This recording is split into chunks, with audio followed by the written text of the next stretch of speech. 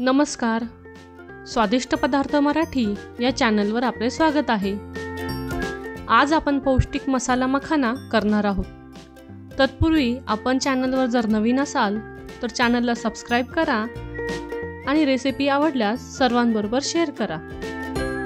चला तर मग सुरू करूयात आपली आजची रेसिपी.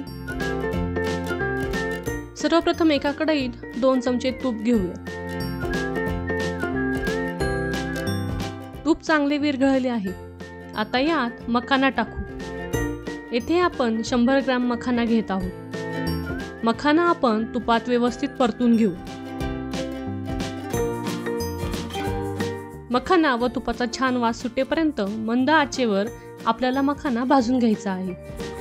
त्यामुळे मखान्यासाठी जे काही मसाले आपण वापरणार आहोत ते व्यवस्थित मखान्याला चिटकून राहतात व मखान्याला खूप छान चव येते व आपले मखाने खायलाही चांगले क्रंची लागतात. आपले मखाने व्यवस्थित भाजले आहेत का हे पाहूयात. यासाठी एक मखाना घेऊन फोडून पाहू. मखाना छान क्रंची झाला आहे.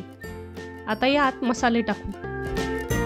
सर्वप्रथम अर्धा चमचा लाल तिखट, चवीपुरते मीठ, पाव चमचा काळी मिरी पावडर व अर्धा चमचा चाट मसाला टाकून व्यवस्थित मिक्स करून घेऊ.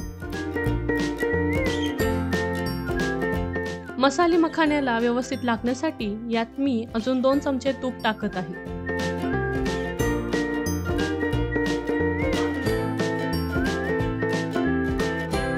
आता आपण हे सर्व व्यवस्थित मिक्स करून घेऊ.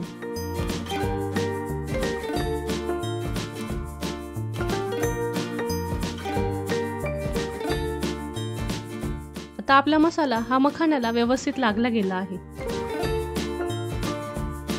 तर अशा प्रकारे तयार आहे आपली पौष्टिक आणि क्रंची मखाना रेसिपी.